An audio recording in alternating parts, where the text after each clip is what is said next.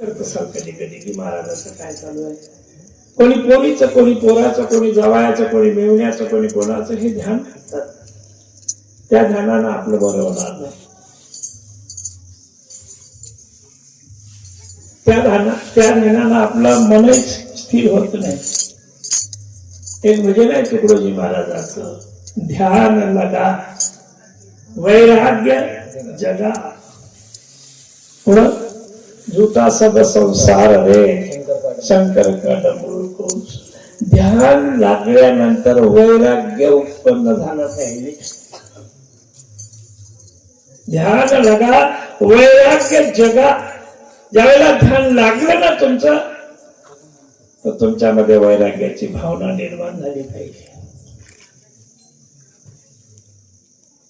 मग ती भावना होण्यासाठी सतत सतत सतत ते करायला. आणि मग ते काही दिसाची गोष्ट नाही. तुम्हाला असं पाहिलं पाहिजे लोकांना, मी ध्यान करायला लागलो, मी असा बसलो नाही. कामात लक्ष रामावर ठेवा अंतरीचे, हरिनाम घे फुकाचे जप मानवा. तुम्हाला चालता चालता, बोलता बोलता, उठता उठता, आता हे ऐकल्यावर तर माया सुना म्हणत असती, मा सासरा टकावाच नाही का. खरी गोष्ट आहे.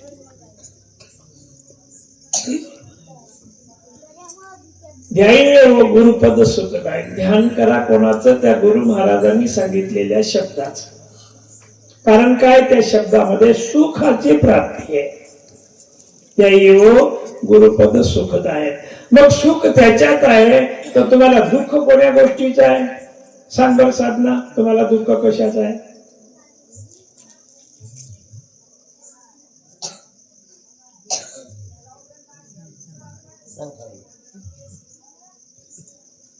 हो, गुरुचं ध्यान केल्यानंतर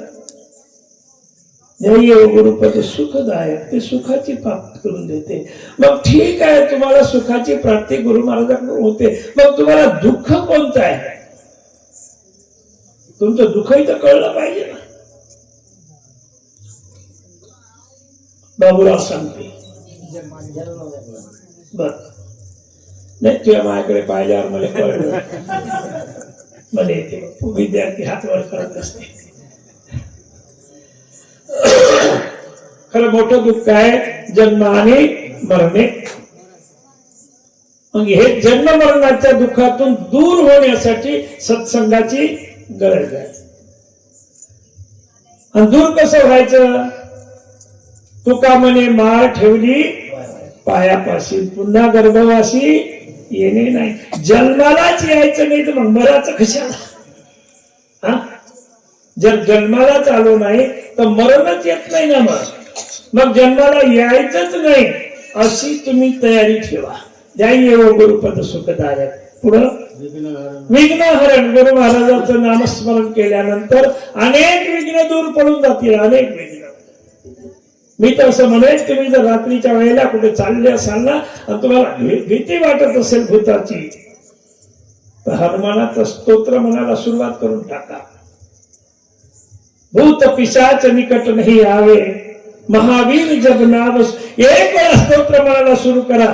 बजरंग बलीचा 2 शब्द जरी उच्चारले तुम्ही ना, तर भूताची भीती चालली जाईल.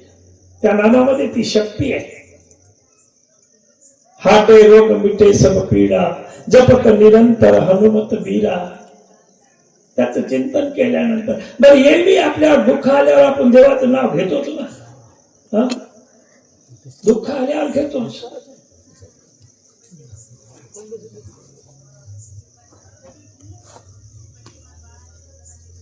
विघ्नहरण मुद कर्ण सुमंगल. कानाला सुद वाटणार मऊ असं नाव आहे. ध्यान गुरुपद सुखदाय. पुढं करुणा सिंधू. गुरु महाराज कसे आहे? करुणा सिंधू. सिंधू म्हणजे सागर, करुणा म्हणजे दयाळू. दयेचे सागर गुरु महाराज आहे. करुणा सिंधू, कृपाळू आहे, दयानिधी आहे. पुढं शरणांगत वत्सल सबलायक. जे शरण आलेला आहे ना आणि त्याला वरदहस्त देऊन त्याचाही कल्याण करणारे गुरु महाराज आहे. पुढं नाम लेत सब पाप प्रनाशक. तुम्ही नाम जरी घेतलं ना तरी पाप चालेल. पाप बर्फात होईल भस्म. आणि पुण्य अग्नीत जळणार नाही. मग ते पुण्य करा की जे पुण्य अग्नीत टाकल्यावरही जळत नाही. ते पुण्य कोण कमावलं होतं? काय पेलाजी ते कोणाजवळ होतं ते पुण्य?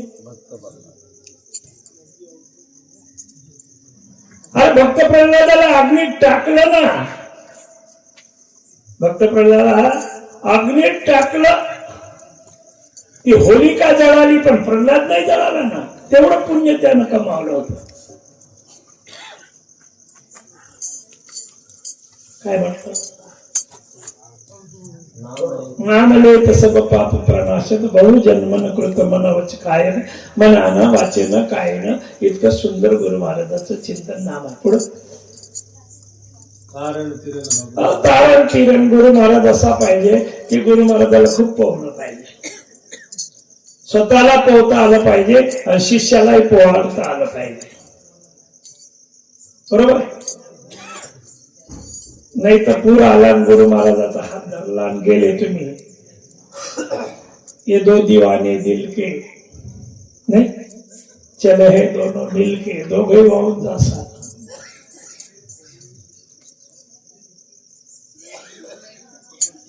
समजदाराच्या हातात, मी माझं नाही बोलत, कबीर महाराजांच्या हातात बोलायला.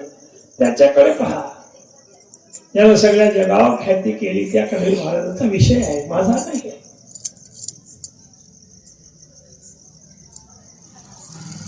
तारण तीरण भक्त भव बंधन, भक्ताचं देव नाही करता आलं पाहिजे. अधम उद्धारण, अधमाचा उद्धार करता आला पाहिजे. संताला मदत करता आली पाहिजे. संत सहाय्यक ध्याय्य व गुरुपद सुखदायक, असा गुरु महाराज पाहिजे. पुढं धर्मीदास महाराजांनी हात जोडून विनंती केली. ते वदत वदत म्हणजे बोलतो धर्मीदास महाराज. वदत विनय करी आणि सत्य कबीर हमारे पितु मायक ध्याय्य व गुरुपद सुखदायक. सद्गुरुनाथ महाराज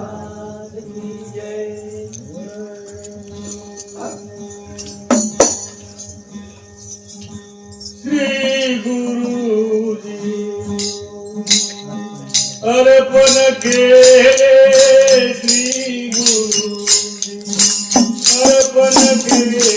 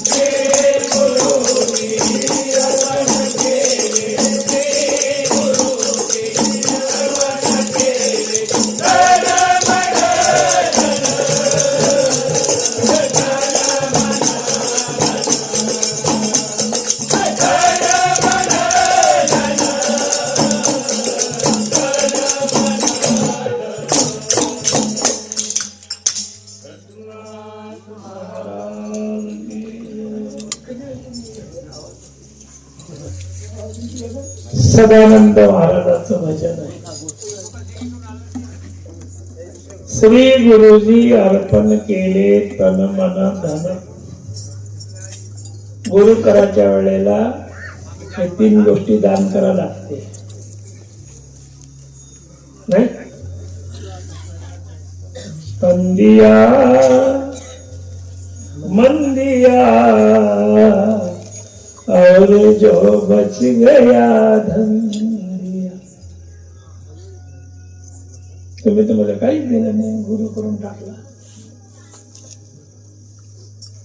तन दिया, श्री गुरुजी अर्पण केले तन मन धन.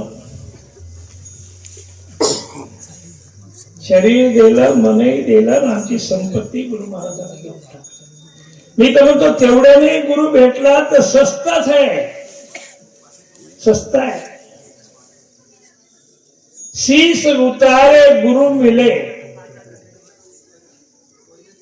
काय रावणानं 10 वेळा मुंडकं कापून दिलं शंकराला. ते सांगितले तोही सस्ता जान. मुंडकं कापून जरी गुरुजवळ ठेवलं ना तरी त्याच्या पुण्याची भरपाई होत नाही. मग गुरु पाहिजे बा तर मग जटा टिकले टाकले असं म्हणजे लई असं म्हणजे असं असेलाच लोक आता धारीच गुण आहे.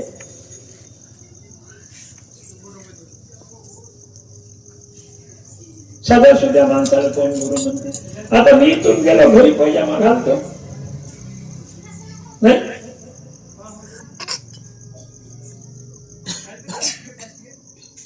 त्याच्या विचाराकडे पाहायचं. त्याचे पैजामे, त्याचे कपडे, त्याचा कपड्यातून याच्यात नसते महाराज.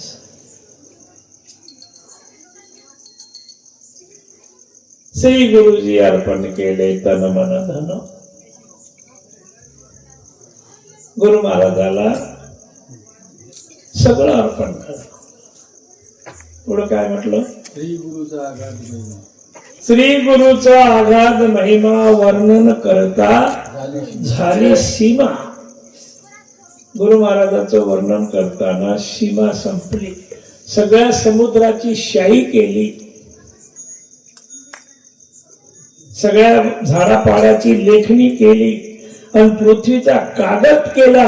आणि त्याच्यावर जर लिहायला बसलं ना तर समुद्राची शाही अटल आणि सगळ्या झाडाची लेखणी खतम होऊन जाईल. पृथ्वी कमी पडल तरी परंतु गुरु महाराजांचं कमी पडल. काय दोहा ते?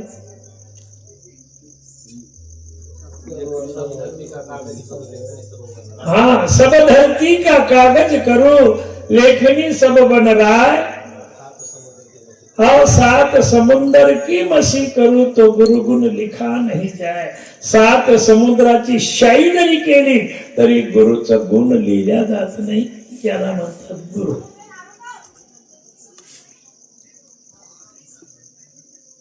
वर्णन करता झाली सीमा. निशिदिनी मजला देई प्रेमा. हा, त्या गुरु महाराजांचं रोज प्रेम आहे. मी तर म्हणतो रोज या तुमच्या राजनखेडच्या बाया जर एका वावरात निंदाळे गेल्या तर भजन म्हणतात. हा हा, मुंडकं जोराने बोलत जा. सगळ्या भजन म्हणतात. भजन सगळ्या. मी आमच्या पोराला सांगितलं गाडीतनी बसून मुकाट्याने जाऊ नका, मला भजन. मानवण्याच्या पुढे आल्यावर याईने भजन म्हणले. भजन करे सो ना कोई उभरे ना कोई तीरे तीरा. बिना गुरु जी के सेन से रहेला सभी अधूरा. जोपर्यंत तुम्ही भजन करणार नाही तोपर्यंत खरं नाही.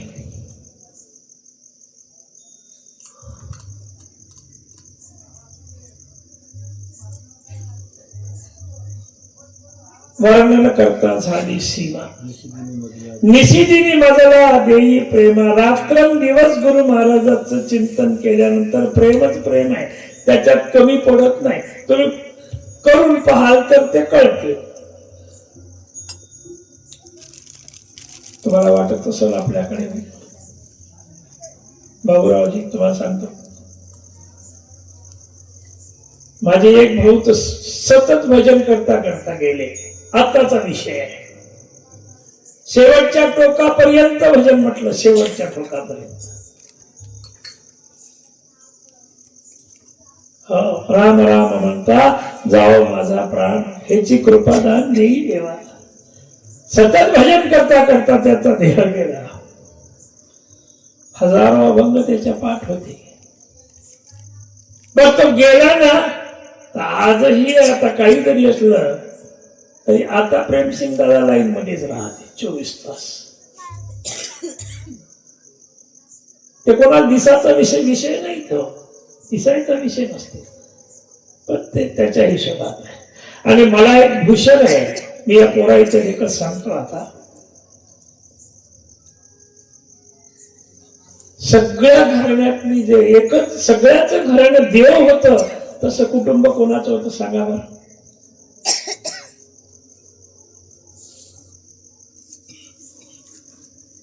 सगळे देव. प्रभू रामचंद्राचं कुटुंब. राम तसा, लक्ष्मणही तसा, सीतामाई तशी, भरत तसा, शत्रुघ्न तसा, लव बी तसा, कुश बी तसा. सगळं घरच्या घर देव संत होते. नाही मी त्याच्या जोडीत बसत, परंतु मला माझ्या कुटुंबाचं भूषण आहे की आम्ही पाचही भाऊ त्याच्यात. आमच्या सगळ्या वहिनी त्याच्यात, नवे नवे माझ्या सुना त्याच्यात, एवढंच नाही तर माझे नातूही त्याच्यात, जावाई त्याच्यात. त्याच्यापेक्षा काय पाहिजे. सगळ्या कुटुंबामध्ये हे मला भूषण आहे माझ्या. मला निश्चित मजला वंदीन काय मोठ आहे. त्या गुरु महाराजाचे पाय धरल्याशिवाय त्या जीवाचा उद्धार होत नाही. जीवाचा उद्धार करून घ्यायचा असेल तर गुरुला लहान म्हणून समजू नका.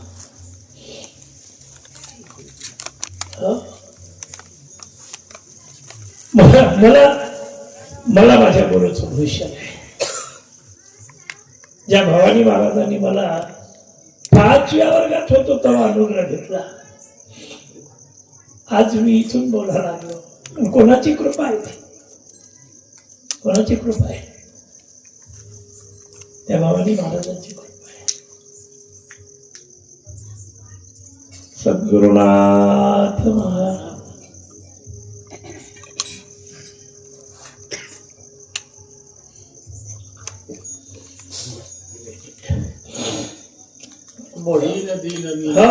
हीन दीन मी मतिमंद. मी हीन आहो. हीन म्हणजे जातीनं हलका, दीन म्हणजे गरीब. मी जातीनं हलका आहो, परिस्थितीनं गरीब आहो. हीन दीन मी मतिमंद म्हणजे माझं डोकंही तेवढं सुपर नाही. माझं डोकंही तेवढं सुपर नाही. हीन दीन मी मतिमंद, ब्रह्मस्वरूपी झालो जन्मांध. हो, त्याच्या स्वरूपात जन्मांध झालो आम्ही. जन्मांध पुढं बस निशिदिन आम्हाला फक्त गुरु महाराजांचं चिंतन.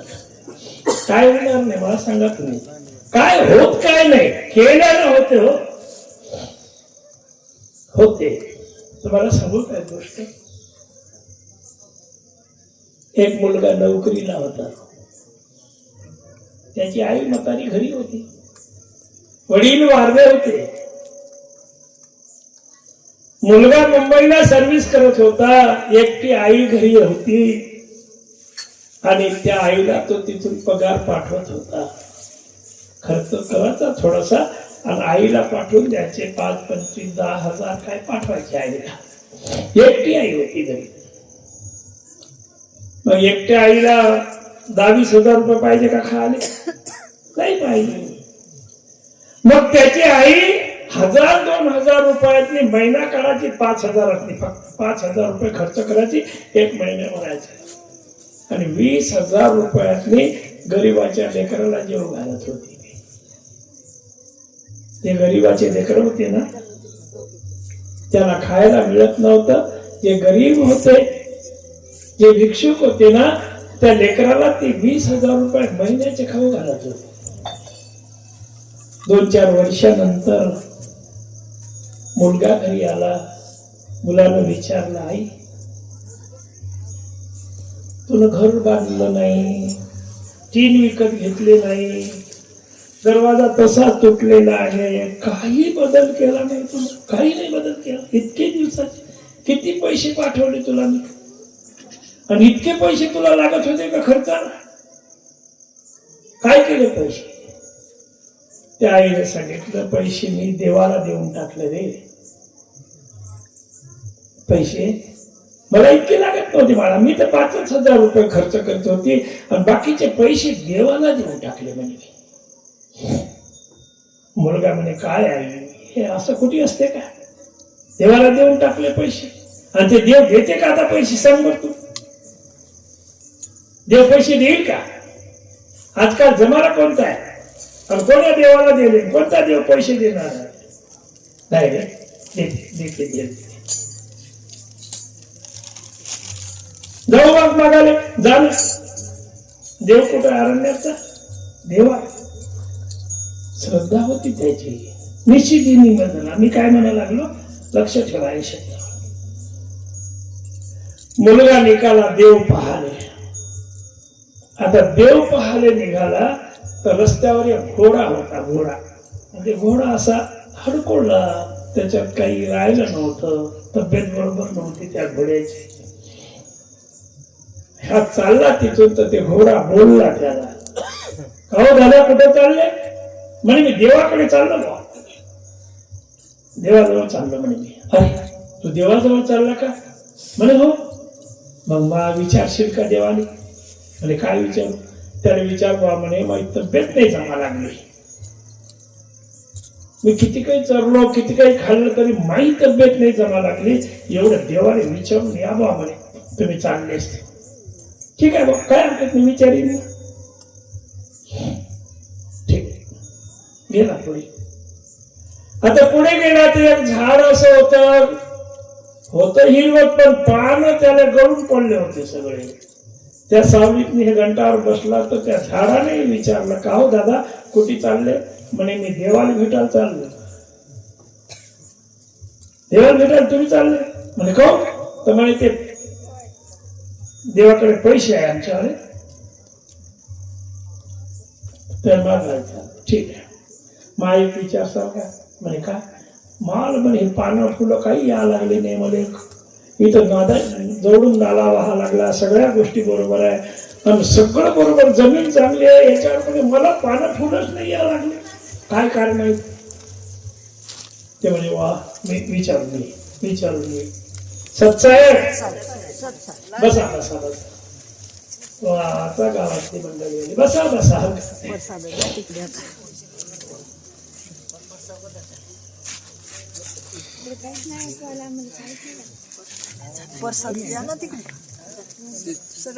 पेंदाची तू ते सगळं घेऊन ये. मग त्या झाडानं सांगितलं, माझं विचारून येसाल का तुम्ही? ते यानं सांगितलं, हरकत विचारून येईल नाही. त्याच्या पुढे एक माणूस भेटलं, म्हणे कुठे चालले तुम्ही? तर म्हणे मग मी देवाकडे चाललो. अरे म्हणे देव तर आत्ताच ते पैसे द्यायला गेला माहिती एका माणसाचे, आत्ता आलता म्हणे पैसे द्यायला गेला माहिती. ते म्हणे कोणाला पैसे द्यायला गेला? मग मी तर इथं आलो. कसं काय? म्हणे गेला, आणि तेही गेला म्हणे पैसे द्यायला, आणि त्याने हेही सांगितलं म्हणे की त्या घोड्यावर जर कोणी बसल तर त्याची तब्येत सुधारते. त्या घोड्यावर सवारी केली नाही म्हणे कोण, त्याच्यावर बसायला माणूस झाला की त्याची तब्येत सुधारणार आहे, तेही सांगितलं म्हणे. आणि दुसरी गोष्ट अशी सांगितली की ज्या झाडाखाली बसले होते त्या झाडाला पानं फुलं येत नाही, तर त्याच्या मुळामध्ये सोनं गाळलेलं आहे, ते काही जमिनीतली नाही, सोन्यातली मुळं आहे त्याच्यावाले, म्हणून त्याने पानं फुलं येत नाही, म्हणजे ते सोनं काढावं लागते. एवढं सांगितलं त्या. मग आला परत, तर ते घोडा भेटलास ना? हो. विचारलं का? हो विचारलं का? म्हणे काय? तुझ्यावर जर कोणी बसलं, तुझ्यावर सवारी केली की तुझी तब्येत चांगली होणार आहे. असं सांगत म्हणे. मग ते घोडा म्हणे देवा आता मी कोण आले पाहू, दुसरा कवा येईल, कोण मार बसेल, तूच बसली म्हणे. की लगेच त्याच्यावर बसला. बसल्यावर झाडापाशी आला. झाडाला विचारलं का हो, तुम्ही विचारलं का माझं? म्हणे विचारलं ना. काहून? तर म्हणे तुमच्या मुळामध्ये सोनं आहे, हे कोण काढून टाका, त्याच्याशिवाय हे तुमची तब्येत जमणार नाही, तुम्हाला पानं फुलं येणार नाही. म्हणे आता मी कोणाला बोलावणार आहोत,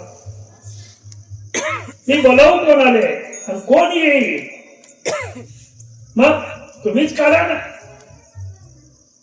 त्याने मुळापासून सगळं सोनं काढलं आणि घोड्यावर ओझ घेतलं आणि घरी गेलं. घरी गेल्यावर आईने विचारलं, बाळा देव भेटला का? हो माय भेटला म्हणे. पैसे दिले का? चक दे देव म्हणे. पैसे दे. इतके पैसे दिले की तुला जेवढे दिले नाही त्याच्यापेक्षा जास्त दिले, त्याच्यापेक्षा जास्त दिले. आणि काय कारण होतं? निशिदिनी मजला हाच. ज्याच्या मनात रात्रंदिवस परमात्मा आहे, देव आहे, गुरु आहे, त्याच्या मनातून भगवंत जात नाही. तुम्ही एक वेळा प्रयत्न करून पहा. पुढं त्रिविध ताप, आदिदैवी नाही का, आध्यात्मिक आदिदैवी. 3 प्रकारचे ताप आहे. आदिदैवी, आदिभौतिक, आध्यात्मिक. 3 ताप. त्रिविध तापे झालो मी कष्टी. या 3 तापांना मी कष्टी झालो, मला दुःख आहे. उपदेशाची करावी वृष्टी. तुम्ही मला उपदेश करा की जेणेकरून मी या कष्टातून दूर झालो पाहिजे. आणि उपदेश कोण करतात? संत उपदेश करतात. आता तरी पुढे हाची उपदेश नका करू नाश आयुष्याचा. सकाळचे पायी माझी विनवणी, मस्तक चरणी ठेवून या. पुढं काय म्हटलं? झालो मी कष्टी. मला ज्ञान दृष्टी द्या, मला ज्ञान दृष्टी द्या. माझ्या डोळ्यात ते द्या की जेणेकरून माझ्यावर समता दिसली पाहिजे, माझ्यातून समता दिसली पाहिजे, ज्ञान असलं पाहिजे, माझे शब्द सुधारले पाहिजे. देऊनी मजला ज्ञान दृष्टी हरावे मी पण. आणि माझा जो अहंकार आहे, मी म्हणण्याचा जो अहंकार आहे, हे माझा अहंकार गळाला पाहिजे. नाही ते अहंकार फार कठीण आहे. सगळ्यात मी म्हटलं की काम कठीण आहे. इस देह को मैं मानना सबसे बड़ा ये पाप है, सब पाप इसके पुत्र है, सब पाप का ये बाप है. शब्द सगळ्या पापाचा बाप मी. समजलं का तुम्हाला? मी येऊ का तिथं? तुला काय वाटायला लागलं? लावून टाकेल 5-50 तू दाखव का? अरे अरे अरे अरे काय करता असा? हा ते एका रात्रीत मी हवा काढून घेते. ते एका रात्रीत हवा काढून घेते, लक्षात ठेवा. तो का म्हणे त्याची कोण जाणे कळा. त्याचा काय अंदाज काढता तुम्ही? ते एका रात्रीत ते तुमचा कमी जास्त करून टाकते. तर हे अहंकार काढून टाका. हरावे मी पण. यासाठी पदिलीन झालो. बरोबर आहे, यासाठी तुमच्याकडे आलो. आणि आम्ही जे तुमच्याकडे आलो ते याच्यासाठी आलो. यासाठी पदिलीन झालो. जिवंत मरण फार विशेष आहे. तुकडोजी महाराजाच्या अभंगात मी आहे एका ठिकाणी, जीते जी मरना जो जाने उसकी तो है मौज यहाँ. जिवंत असून मरा, जिवंत असून मरा. तुम्ही जितेच राहा, पण ते मेल्यासारखे राहा, नम्र राहा, नम्र. नाही तर काही लोक मेल्यासारखे आहेत तसे कडमले, पण असा जाडा चालते. माणूस पतला चालते जाडा. हे अहंकार काढा, हे काढून टाका. मला काय म्हणलं? पदिलीन झालो. सदानंद महाराजांना म्हटलं आजवर फुगलो व्यर्थची गर्वानं. व्यर्थ गर्व केला. काय आपल्या गर्व करता? कशासाठी? कशासाठी गर्व करता? रावण शरी के शूर की मुंडी जमीन में घुस गई, पर जिंदगी का नाश हुआ, आखिर बातें फंस गई. फक्त अहंकार अभिमान, हे अहंकार अभिमान जोपर्यंत तुमच्यातून निघणार नाही तोपर्यंत हिशोब बसत नाही. लक्षात ठेवा. काय म्हणला, मुंडका हलवा लागली, बरोबर बोला लागलो की नाही? हा, नाही तर मला वाटलं चुकलं बा, असं नाही ना. ठीक आहे, म्हण. कोण आहे? सद्गुरुनाथ महाराज की.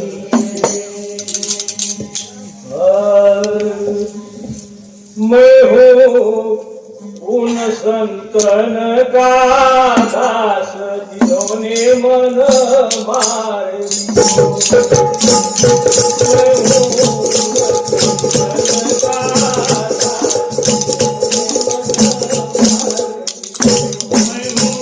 उन संतन का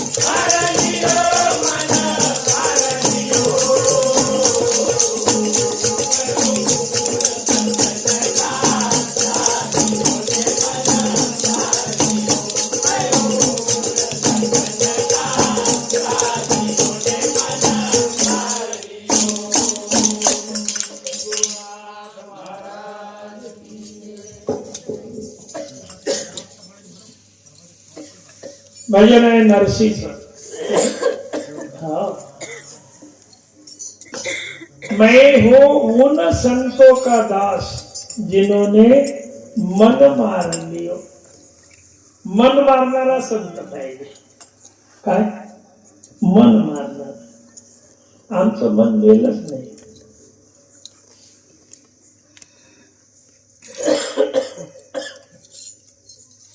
मन मारणारा संत पाहिजे. मन जेथे मुरे मग जे का उरे ते तू सोयरे करसी. मन मुरलं पाहिजे. मन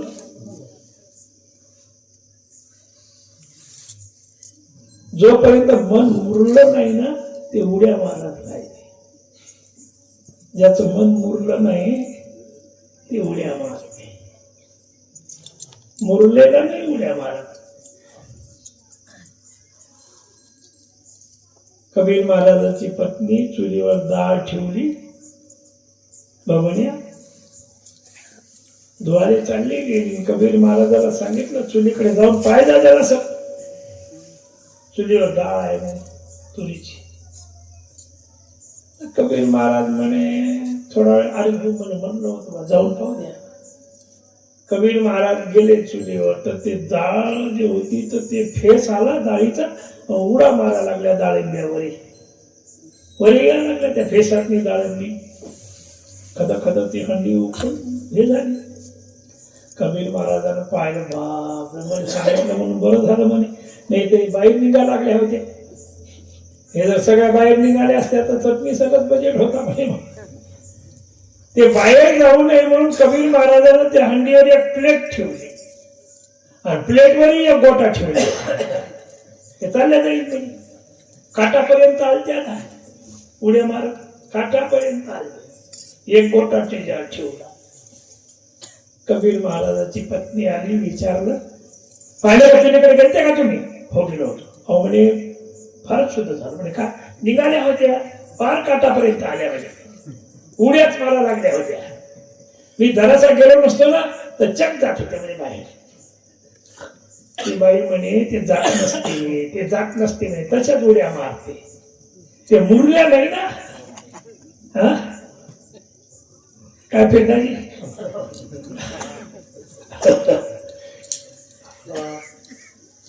ते म्हणे जात नाही. खोटी बोल. मी खोटा बोलतो का? चाल तुला दाखवतो. गेले त्याच्याजवळ. ते बाईनं पाहिलं तर त्याच्या गोटा म्हणजे याच्यावर गोटा ठेवला. गोटा ठेवला नसता तर आहेत होत्या काय? हे जात नसते म्हणे. काढली प्लेट. गोटा एक काढला. प्लेट काढली. पाणी संपूर्ण आटलं. त्या डाळीचा पेंट झाला असा. कबीर महाराजांनी तिथं दोहा लिहिला. कबीरा हंडी उफनी दाली सीजे नाय और सीज साज गलथान हुई अब नाचे कूदे ना. एक वेळा गलथान जर झालं ना माणूस 70-75 वर्षाच्या वर गेला की मग ते उड्या नाही म्हणत. तुमच्या तर उड्याच. मैं हूं उन संतन का दास जिन्होंने मन मार लियो. मनाला मारणारा संत पाहिजे. शरीराला मारणारा नाही पाहिजे. मनाला. आपलं मन मेलं पाहिजे. तुम्ही मनाला मारा जसं तसं मरण मन. एका संतानं सगळ्या गोष्टीचा त्याग केला होता. त्याला कशाची इच्छा नव्हती. पण एक दिवस त्या संताला खीर खाव वाटली. खीर. त्याने विचार केला की म्हणे या मनाला खीर कशी खायची इच्छा झाली बा. हे बरोबर नाही. मला खीर पाहिजे असं या मनाला वाटायला लागलं तर किती चुकीचा निर्णय. हे बरोबर नाही. म्हणजे माझं मन मेलं नाही म्हणे. आणखी मला खीर आवडायला लागली. आज खीर पाहिजे होती. नाही चुकीचं आहे. माझ्या मनाचा निर्णय बरोबर नाही. आज खीर पाहिजे असं या मनाला वाटलंच का म्हणून. ठीक आहे. एका बाईच्या घरी गेले. म्हणे बाई संध्याकाळी तुझ्या घरी यायला लागलो. 5-7 जण आहोत, चांगली खीर बनवतो म्हणे. ते संत गेल्यावर बाई म्हणे महाराज काही भर नाही ना. त्या बाईला एवढा आनंद झाला की माझ्या घरी 5-7 संत येणार आहे. त्या बाईला भर खीर बनवली चांगली.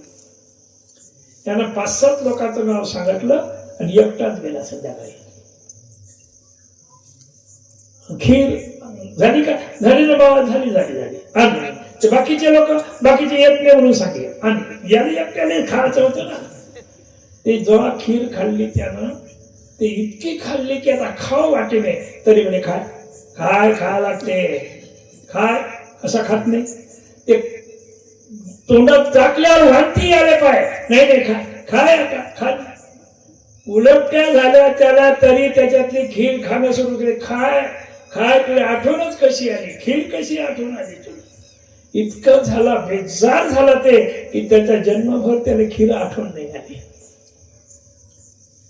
जोपर्यंत मन मेलं नव्हतं, मारण्यासाठी त्यानं केलं की तुला खीर खायची इच्छा झाली कशी काय, वांत्या होईपर्यंत खाल्ली. मन मारून टाकलं त्यानं. आपण एखाद्या वस्तूचं मन मरते ना आपल्याला, आपण खात नाही ते गोष्ट. म्हणून मला संत मनाला मारणारा पाहिजे. मैं ऊन संतन का दास, मी त्या संताचा सेवक आहो की ज्यांनी माझ्या मनाला मारलं. आणि मनाला मारून काय केलं? मन मार्या तन बस किया. मनाला मारलं, आतनीच ठेवलं, बाहेर नाही काढलं. मन मार्या तन बस किया, नाही जगत से काम. कोण्या जगाचं मला काम नाही. माझं मन मारलं, माझ्यात नाही आहे. मला लोकांना घेणं देणं नाही जगत से काम, उनमें तो कुछ अंतर नाही. बरोबर. साधू कहो चाहे राम, त्याच्यात काही अंतर नाही. त्याला साधू म्हणा किंवा राम म्हणा, ते दिसायची गोष्ट नाही. ते आतल्या आत आहे, ते कळत नाही. पुढच्या कडव्यात काय म्हटलं? आपा भेट जगत में बैठा, भरम कियो सब दूर. हो, आम्हाला भेटला आणि जगातही आहेस. आम्हालाही भेटला आणि जगातही. आपा भेट जगत में बैठा, भरम कियो सब दूर. सगळ्याचा भरम दूर केला. कोण? फक्त उपदेश संतांच्या शब्दाने. संतांच्या शब्दाने भरम कियो सब, बरोबर, दूर. उनमें तो कुछ बाहर से कुछ दिसत नाही, नीतर चमके नूर. बाहेरून दिसायचं नाही. बाहेरून दिसण्यासाठी हे बहिरंग साधले असतात. बहिरंग म्हणजे बाहेरून रंग लावणारे. भगवा कपडा घाला, म्हणून माळ टाका, टिळा लावा, अमुक करा तमुक करा वगैरे. हे बहिरंग झालं. पण अंतरंग वेगळा आहे आणि बहिरंग वेगळा आहे. अंतरंग दिसत नाही का? गोविंदराव बरोबर आहे का? गोविंदराव आमचे लोणारच्या पलीकडून आले. लक्षात ठेवा. त्या गोविंदरावच्या गावामध्ये 50 शिष्य झाले माझे 1 महिन्याच्या अगोदर. नाही, हे 20 त्या दिवशी पहिले आपल्या गावात झाले. 8 तारखेला गोविंदरावच्या गावात. आणि जसा नाना डॉक्टर इथं आहे तसा तिथं गोविंदराव आहे. सगळं मराठी लोक आहे, एकटा गोविंदराव आहे तिथं. काय म्हणलं होतं तुम्ही आता? उनमें तो कुछ बाहर से कुछ दिसत नाही, नीतर चमके नूर. बाहेरून दिसायची गोष्ट नाही, आतून संत कळला पाहिजे, आतून संत समजला पाहिजे. पुढं काम क्रोध मद मत्सर जे काय असेल, काम क्रोध मद लोभ जित कर, मिठी जमकी त्रास. आम्ही कामावर विजय मिळवला, काम क्रोधावर विजय मिळवला, लोभावर विजय मिळा. काम क्रोध मद लोभ जित कर, मिठी जमकी त्रास. म्हणजे यमाचा त्रासच मिटवला. मिठी जमकी त्रास, बलहारी उन संतोने घटने कियो प्रकाश. त्या संतांची आमच्यावर कृपा झाली की त्यांनी आमच्या हृदयात लाईट लावून दिला.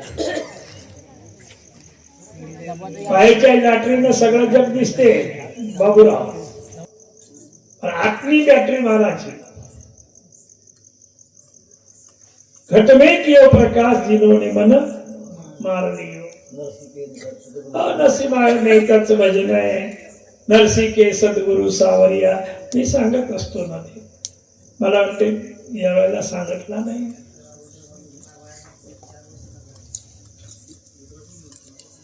याच्यासाठी सगळ्या गोष्टीचं म्हणजे सगळ्याच गोष्टी पाहिजे यासाठी, दया दान धर्म पुण्य अमोक टमोक होणं, त्याशिवाय ह्या गोष्टी घडत नाही. ह्या गोष्टी घडत नाही.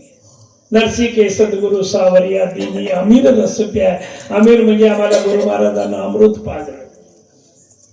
कोई पियो अमर हो जाए रे राम रस ऐसा है मेरे भाई. कोणी पिया राम नाम के हीरे मोती, मैं दिख रहा हूं गली गली, ले लो रे कोई राम का प्यारा. मी तर फेकायला आलो, ज्याला उचलायचं असेल ते उचलून घ्या. जे राजहंस असतील ते उचलते, कावळे उचलत नाही. लक्षात ठेव. हे शब्द उचलण्यासाठी कोणीतरी पाहिजे जाणकार. नरसिके सद्गुरु सावरिया दीनी अमीर रस प्यार. बहती बुंद समंदर में भेड़ी तो काही करेला जमराज. वरून आकाशातून पाण्याचा थेंब जर खाली पडला ना, जमिनीवर पडल्याबरोबर ते गडूळ होऊन जाते. बरोबर आहे मास्तरी? झोपली का? हा. वरून पडणारा थेंब पाण्याचा खाली पडल्याबरोबर मातीत मिसळला की ते गडूळ होते, खराब होते. परंतु आकाशातून पडणारा पाण्याचा थेंब समुद्रातच जर पडला तर, बहती बुंद समुद्र में भेड़ी काही करेला जमराज. तिथं आमचा यम काय करणार आहे? आम्ही खराब व्हायचं नाही, आम्ही पाण्यातच आमचं म्हणजे सांगायचं तात्पर्य रूपात रूप मिसळून गेला. सद्गुरुनाथ महाराज.